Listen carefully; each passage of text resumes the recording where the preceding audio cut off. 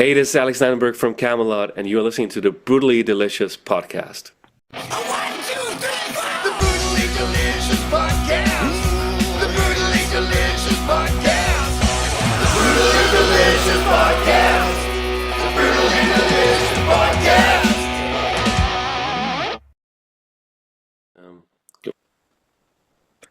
Hey everybody, we are here as the Brutally Delicious podcast with Alex Landenburg from Kamelot, but more importantly for today, the founder. What's your title? Yeah, that's a co-founder. Yeah. Co-founder. I'm so sorry. Co-founder of yeah. Yes. That's awesome. That's blooper reel.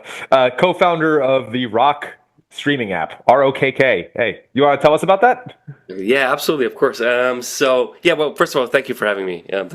That's awesome. So ROKK is basically, it's a streaming service, music streaming. So we're not completely reinventing the wheel here.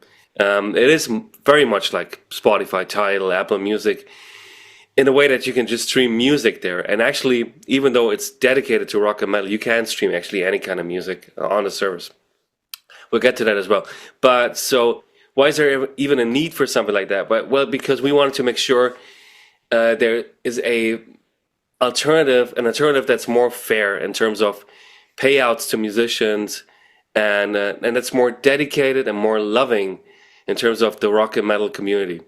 Because right now, I think these things are lacking in streaming services. Technically, if you look at the product, Spotify is a good product. You can, it's fast, it's reliable, you can use it. It doesn't sound very good.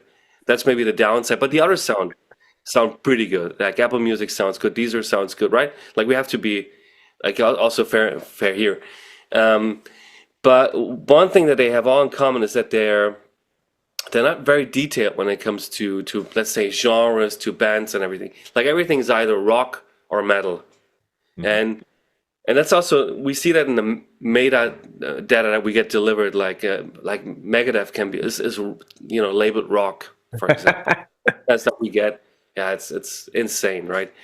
And so I mean, I don't know, but like Bruce Springsteen, that's rock for us or something to me, like not Megadeth, but whatever. So that's one thing, and then of course, famously, musicians basically don't make any money on Spotify. Like, I mean, that's a little oversimplified, but to put it in numbers, if you have like 1 million streams right now, for example, on Spotify, they will pay $3,000-$4,000, maybe $4,500 to the right holders, right? Right. So that's the label, and then whatever, depending on what kind of deal you have with your label, that's usually like a 50-50 split. Mm-hmm. Maybe actually a bit worse for the musicians nowadays, but let's say 50-50.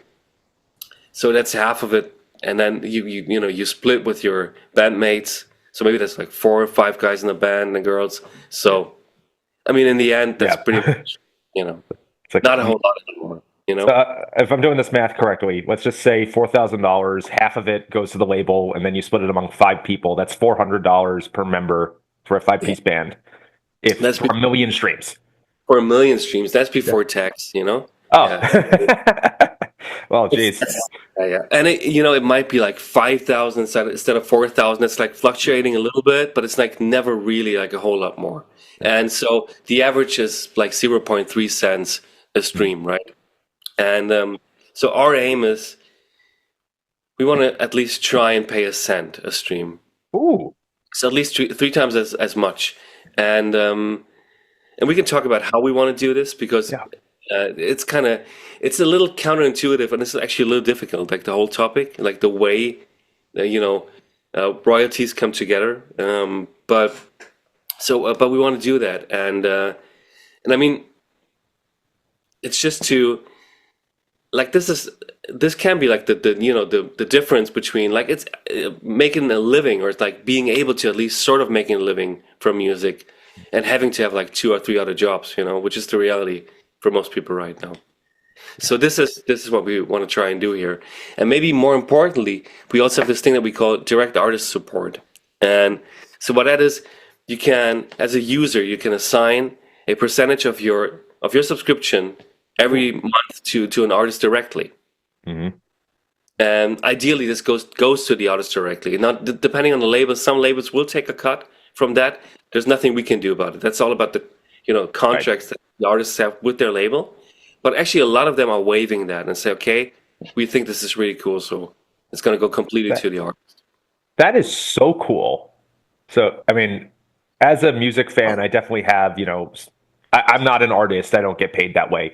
But I have like my frustrations with some of the model.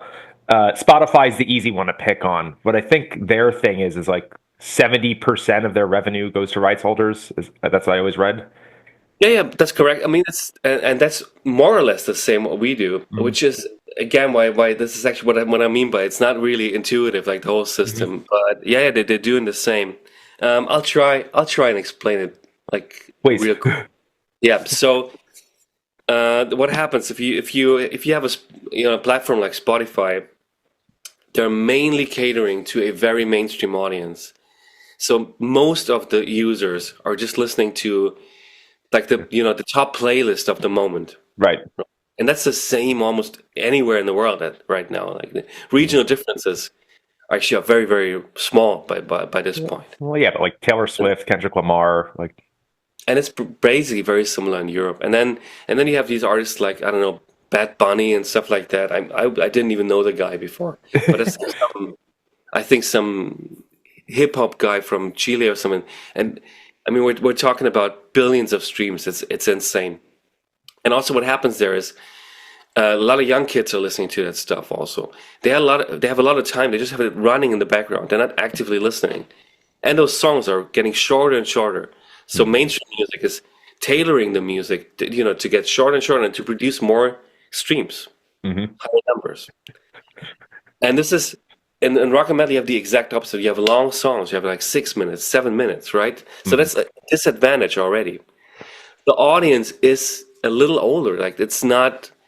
Fortunately, there are 15, 16-year-olds still nowadays, but the majority of the audience is older. They don't have as much time, and they're not listening to these playlists. And it's not, it's not being played at the gym and stuff like it. It's like there's so much contributing to this, and in the end, because of that, there's just so many more streams in the mainstream. The difference is staggering. There's numbers for that. Like 0.2% of artists get 90% of the streams. Right. Yeah. And that's the problem. Now you can say, well, but if they're getting more streams, then they're being paid more money. That's fine. It's logical. And sure, sounds like it makes sense. There's just one problem. The whole, the money goes into one bucket and it's being distributed from the same bucket across everyone. So what happens is if you are listening to something that's not mainstream, it can be anything, it can be rock, metal, it can be jazz, classical music. You are cross-financing these other streams because there's not enough money to pay for them. So even if you are not listening to Drake or you're not listening to Taylor Swift or Bad Bunny or whatever, some of your money will go there. That's just part of the system. That was literally the frustration I was trying to figure out. Thank you for answering. Is like if I have my Spotify, what is it, like $12 a month? I forget. And let's just say I listen to one Megadeth track because you used them previously. They don't get 70% of that, right? They get point. Yeah, that's always frustrated me. So you have the direct artist support. That is so cool. So let's get back to that, but for a second, because this is the perfect example. Like you're listening to, let's say, for the entire month, you're not using it. You're just listening to one Megadeth track. Now, wouldn't it be great if they got these 70% now, right? Like this is the thing that would be amazing. This is called user-centric. So meaning your money goes to whatever you are listening to, and that would be extremely fair and would be the best option. But unfortunately, we're like the label partners, they're not quite ready to implement that yet. Like there's been talks about that. But so we're using the same system as the others, which is called pro rata. But, and this is the interesting part, because we are not catering to that mainstream audience, we simply are not going to have these people that are listening that are whatever, like 1,000 times to Drake in a month or to Taylor Swift or whatever. Like, it can be anything else. They're just not there. We have an audience that is listening to other music, and even if they are occasionally listening, to one of these other artists, it doesn't really matter. Like, it's much more balanced, and that's actually what produces this like 3 times more payout. And we can already see that, like in the first 10 days of the service now in Europe, we can actually see that our assumption, because of course it was an assumption until we are up and running, like that it totally works. So, but the direct artist support is even more important for us, because that's the real game changer for artists. Because the thing is, like, to be completely honest, it's great that we are, like, let's say we are actually paying 3-4 times as much. It's fantastic. But the truth is, of course, also we don't have a whole lot of users in the beginning. So, it's not going to show like dramatically in the beginning, right? But that direct artist support, that's something that people will see from the get-go. Like, like 100 people are supporting you. You will actually see that money in the next month. That's like an extra difference. And even more so, what we want to do is, or what we are doing, if artists can get a voucher code, and if they share that code and people are signing up with that, they even get 10% of the money for the first year. And that's $1 a month, roughly, like, right? Like, $12, and after tax, that's like 9 something left, 10% of that. It's roughly $1 a month. So that's like $12 in a year. And $12 in a year for a band, that's like selling 3 to 4 records on a label. Yeah. This can be massive, and this is really what we're hoping what will happen. And so that's basically the idea behind it, right? So that is like the coolest thing. Like, obviously streaming services exist, but that is what I would call an innovation. Thanks. And is there any plan to like? Oh, thank you. Is that like? Are there any plans to like expand that? Can you have like 3 featured artists? Like which? Yeah, we were talking about that. So to make it substantial enough, it just unfortunately doesn't make sense to divide it further, right? Like, we want to rather have people pick somebody that they really want to support and make it a little more substantial, because then if you divide that money again, then it's not going to make too much of a difference again. And unfortunately, as of now, we cannot accept donations and just give them to the artist. We have to do that. Like, this would be great, but it's in the contracts with the labels. Like, any money we make has to be part of the money that goes into these 70% payouts. Right. So it's not going to work. But we're positive that we can change that at some point too. That we'll find like a workaround for that. So these 10% that direct artist support that we're paying right now, that's from our pocket. That's from our end. Like, that's after the 70%. Like, the remaining 30, from which we have to pay everything, the server costs, right, and everything. So that's in there. But we look at it as part of our marketing money in the end, because rather than spending it like in stupid marketing, whatever, TV, radio, anything, putting a ton of money there, we want to make sure it goes to the artist, and then hopefully artists will see the value in that, and then just hopefully tell their fans to switch to our service. So basically, that's the idea. Well, yeah, totally makes sense. So you just launched in. Oh, sorry. Yeah, no. I was going to ask about when you launched in US, but you had something. Yeah. So we just actually launched officially in Europe now. It took way longer than we expected, to be honest. It's a massive undertaking, the whole thing. And the truth is, and I hope we made that clear during the Indiegogo. The US and Canada launch really depends on how successful the European launch is, because the way it works is these territories, these markets, like North America is a huge market, right? Sure. And the labels, basically what they do is they ask for advance payments. So that's also what they did in Europe and the UK. So adding another huge market would have been a huge upfront payment for us, number one. And then in the States especially, you always have a little more legal cost as well, because you have it is what it is, and and that's that. So just launching in the States was just not in the cards right now. But hopefully, if things go well in Europe, of course we want to launch this. We love. I mean, I play in an American band. Breaks my heart not to launch it, and we get so much response, like from you, like enthusiastic response from the States, it's amazing. So of course we want to launch there, but I really at this point cannot say how long it will take. It can be 6 months, it can be a year, There's so much legal stuff, so much, that comes into play. So I don't know how extensive your knowledge of U.S. geography is, but I grew up on a place called Long Island where probably every third person is a lawyer. So that whole like the U.S. has legal challenges crack me up. No, I hear you. But so I know you just said you can't say, but like, is a year like the longer end, or do you actually have no idea? A year is probably the longer end, right?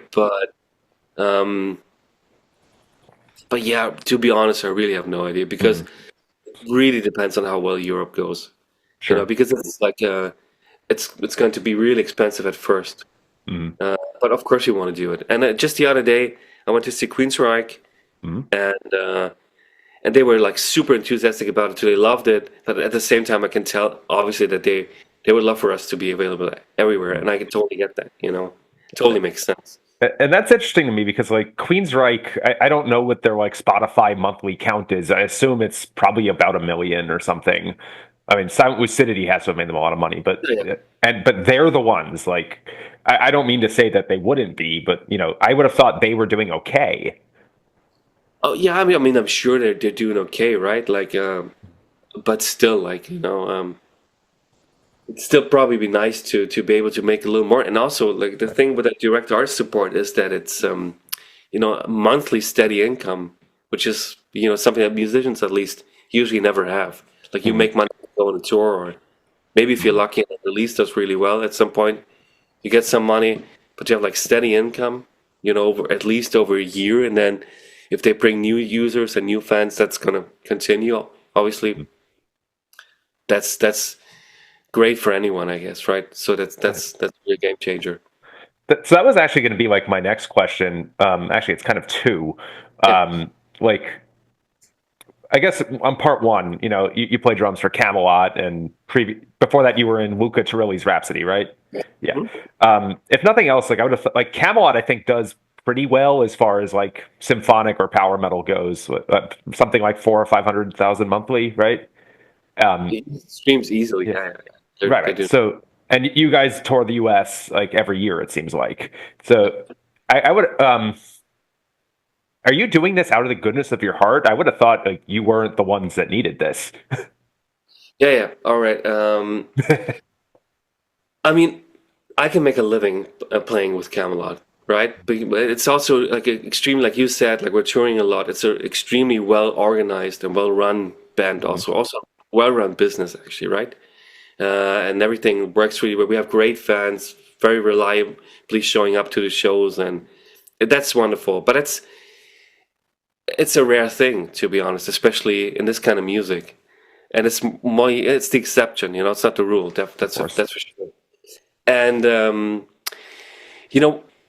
thing is, the streaming app was like 4 years in the making, so it was a child of the pandemic, right? Like I remember, like my co-founder and I, it's a longtime friend from like teenage days, Peter. His name Peter Moog. Peter and I, we were in Sicily, actually in Italy, and we were discussing some things, and was basically the height of the pandemic, early 21. And I remember thinking, like clearly thinking, wow, like it was a mistake to kind of give up on making money on recorded music, right? Because clearly I was just like, at that point I realized that I didn't even expect anymore to make actual money on recorded music. But I was like, we're touring and that's fine because I love it. I love to play and, that's great. But it's suddenly we couldn't do that anymore, right? And also at that point, like maybe now it's like people tend to forget about it. But at that point, we weren't even sure. Are we ever coming back like for real? Like there was like sort of this fear that, the worry that this might actually go on forever like that, right? Yeah. And it was the realization that it was a mistake to let things happen that way. And somebody needed to change something. So I wouldn't need it for myself, but still, like if something like this existed, I would have also made so much more money, like in comparison to what I made. And the thing is, as much as we love doing this, and this, I mean, obviously, you got to be crazy enough to do as a job, right? But we have to make a living of it, and even more so, it's a little bit like sports.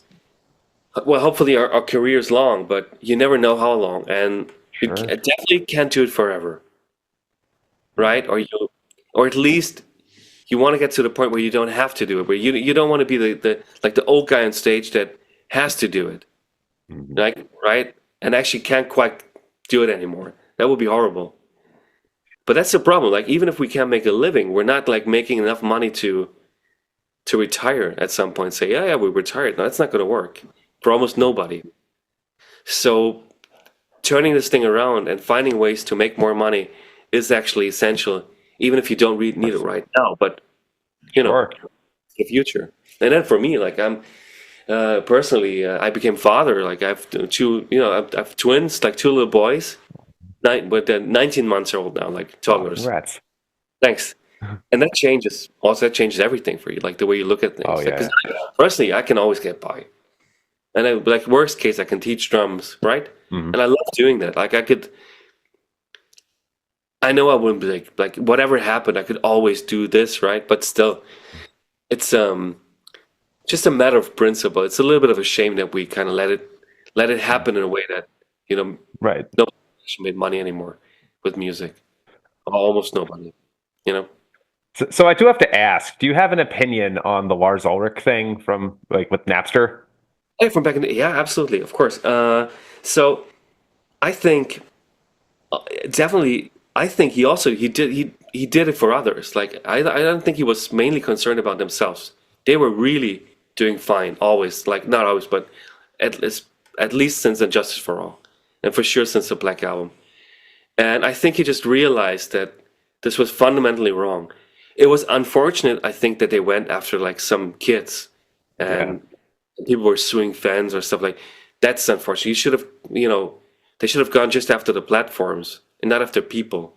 But I don't honestly, I don't remember to what extent that happened. I really hope that nobody had to pay like horrible sums of money. I don't know, to be honest, anymore. I thought Maybe, there were. but then there's also, it's not just the band, right? Like at that point, as soon as you sue that, then there's also the label involved and other people, and there might not be, like they might just be after the money. So I think they did it, like they, meaning Metallica, they had their reasons to do it, and I think it was the right thing to do it. Mhm. But obviously, you don't sue some poor kids that didn't realize they were doing something wrong, or to Sure. what extent, you know? It was so funny to me. Like, I'm not going to say I was never part of this, but for a long time, like, at all defending Lars or Metallica, I just think Lars is the face, was Yeah. seen as like, oh, what are you, like some corporate lawyer or something? Like, they were implying that like you had no like balls, basically. Sorry. That's good. And looking at it now, I'm like, see, this is what you get. Like, Exactly. No, yeah. I think he was just, he had the foresight, like he was, not short-sighted. He saw where this is going, right? And so in that regard, it was the right thing. Just probably the way they did it, like you could have done it differently, I guess. That's for sure. But Lars, yeah, it's easy to pick on them, but mhm, I think absolutely. they had the reasons to do it. Also, they have they're a company. They must have something like 200 people that they employ, right? Right. That's responsibility, right? Also, and I think for a lot of them, that's actually what keeps them on the road. Yeah. This, you know, Yeah. and that's I mean, So I'm sure like Lars could retire today if he wanted to. Like probably I'm sure all four of them. But it keeps them alive and like people are depending on them and people still want to see him. Like that Stranger Things was huge. But anyways, I guess back to rock. Like the other question I had about this, because you mentioned the Queensryche connection. Again, obviously Camelot's doing well, but I'm thinking of like you guys have toured with a lot of killer acts. Like I've seen Battle Beast with you dudes probably 3 times. That's a band where like I love them. I think they're great live, but will they be able to like really eke out a living out of this? So like, do you have like other bands like I don't know what have you like talked with like I don't know I don't want to name anybody because it's kind of rude, but like lower tier power metal bands being like please do this.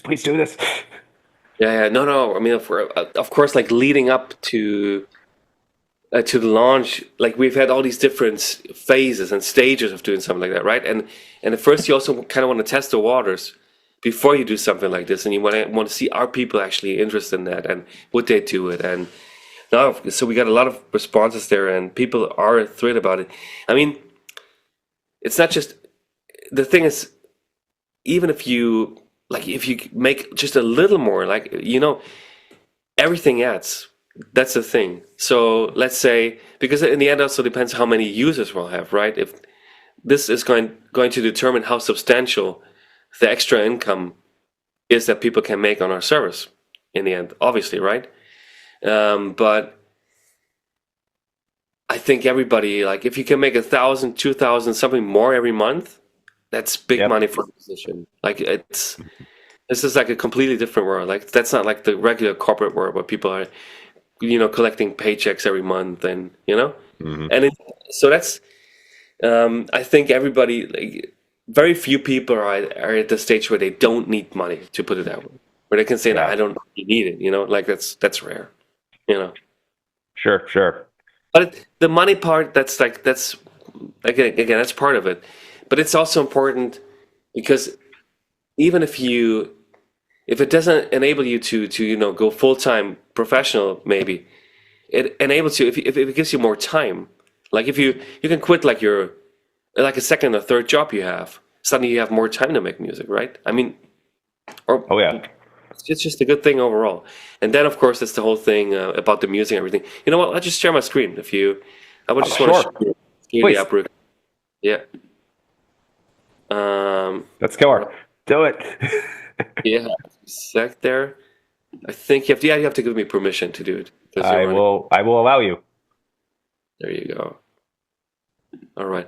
It's a little prettier on the phone, Okay. but anyways, this is so Okay. this Okay. is the whole idea here. So, and just to get started right away, right here. So you see these 4 genres here: Yep. the rock, jazz rock, and fusion, and others. So you can actually adjust them to your liking, right? So because I'm big into jazz as well, I put this as a third, but you can actually switch them and have something else there. And the regular setting we have is alternative as a third. Now, an alternative would be anything more modern, right? Mhm. Like, but even like, as even Spirit Box or something like that would be Sure. somewhere alternative, or Mhm. because the metal thing itself is kind of traditional in a way, but and this is also cool. Let's look at this for example. Let's go power metal. We make this distinction between European power metal, American, super important because these are not. It's not the same, Neoclassical, progressive, symphonic, right? And we Yeah. really detail there, and that's with every genre you can think of. That was really neat. Sorry, did it just say the first power metal release was 1973? Like, what does that mean? Like, Well, oh, yeah, man. okay. So some of that data. So this is still. Let's go back there to have a look at this, right? I So wasn't this, judging. I was just curious what it was. okay, this is definitely wrong, but I can tell you where it comes from. This is probably because some band Mhm. has been around long enough, and for some reason, one of the records was tagged with Yeah. one of the labels, and then our system automatically combines that to this is the first year. And but this is super important. So when we get to this, let me show you. Let's go back to the beginning, maybe. Let's pick Maiden because Maiden is always like a great choice. Anyways, this is what the Yeah. Oh, that's some great delineation. and we make it very album centric as well. Like it's not about individual tracks or playlists. It's really about albums for us. We do have like the top tracks thing, obviously, right? Right? But for us, it's more about albums. And here, if you look at this thing, Rockpedia, That's so cool. and this is where it gets important. Like the idea is that people can edit like all the information here, right? And also like everything here, and then there's going to be long form biographies and all these things that go to lineup. What? Oh, wow. That is like, oh, that is so cool. Thanks.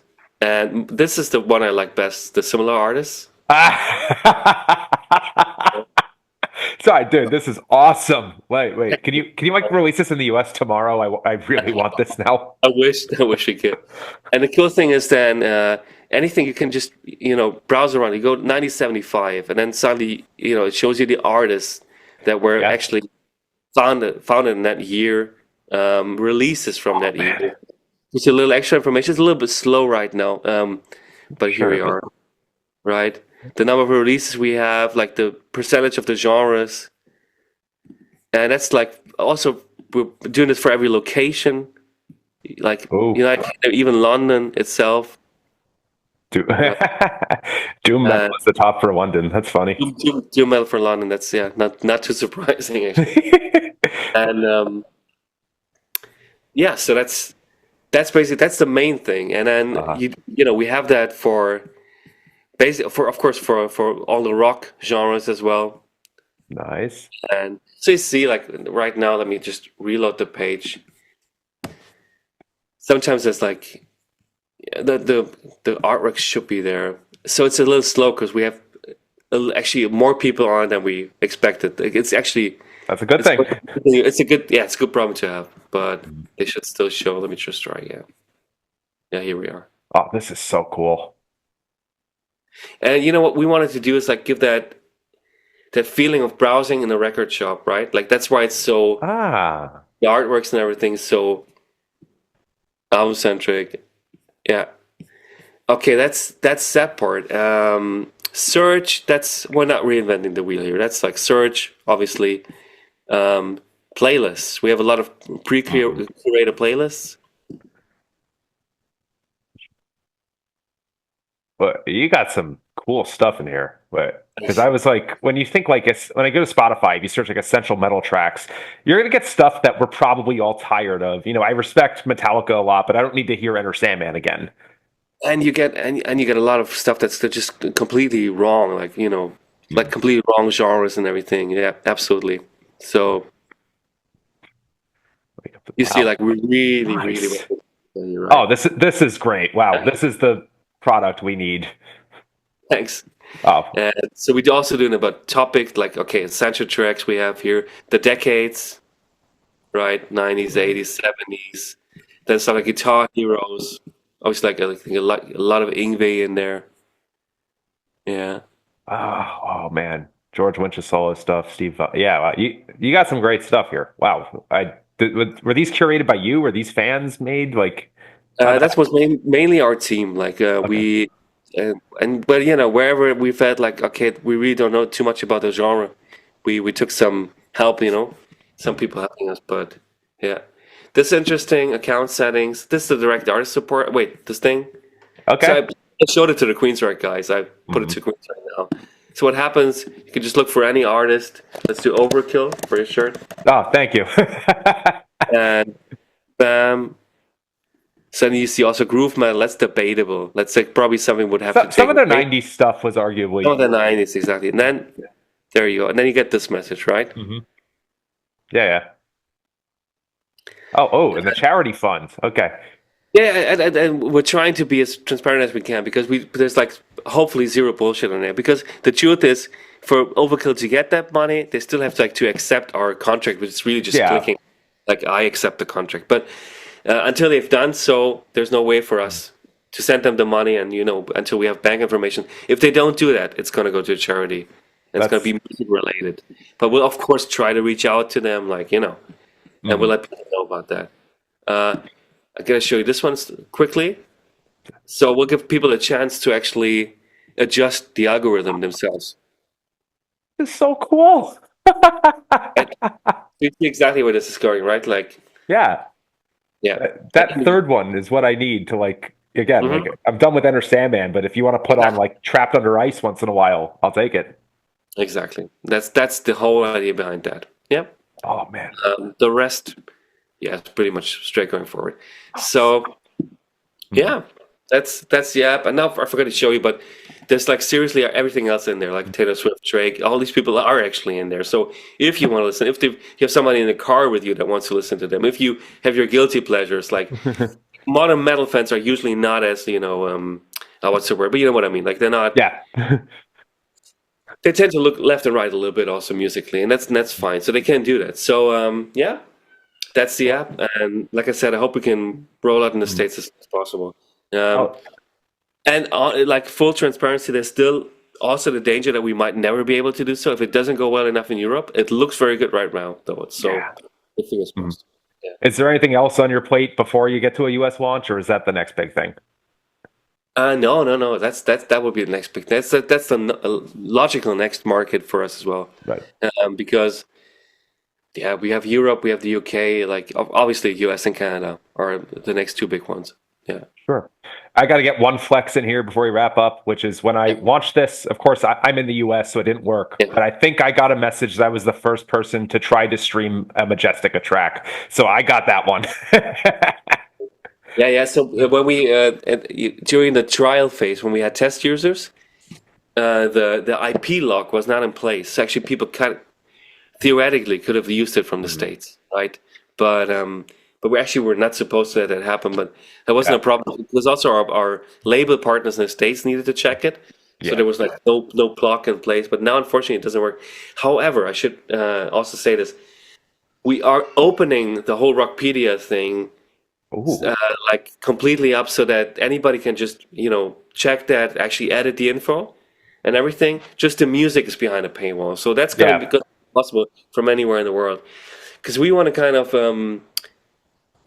use. I mean, of course, there's Metal Archives, and Metal Archives is great, but Metal Archives is the only downside is it's a little bit narrow. Like, they have their opinion on what's metal, and if you don't fit into that, then you're not happy. Right. And so we want to keep that a little more open. So yeah. Hell yeah. So man. that's going to be open for anyone, and people can just see that, and then hopefully the music soon too. Yeah. Hell yeah, man. Thank you so much for doing this. It was absolutely lovely talking to you. Thank you. Well, thank you for having me. And just one more thing to anybody from the States, supporting us. Like, we deeply appreciate this. And don't ever hesitate. If it takes too long for you, if you feel like, okay, this is taking too long, I want my money back, I have any kind of problem with this, you just reach out to us, right? Like, the idea was you pay for something and you get something in return. And if that's not happening, people just need to get back to us, and we'll always to solve this. But Rob, if they the can co-founder, have more patience, then hopefully within the year we should be there as well. Hell yeah. Thank you so much, dude. Thank you, man. Again, thanks for having me, and hopefully next time we can actually talk about the US launch. That would be great. Yeah. Thank you so much, man. Have a great rest of your evening. All right. You have a good time. Yeah. See you soon, man. Bye-bye.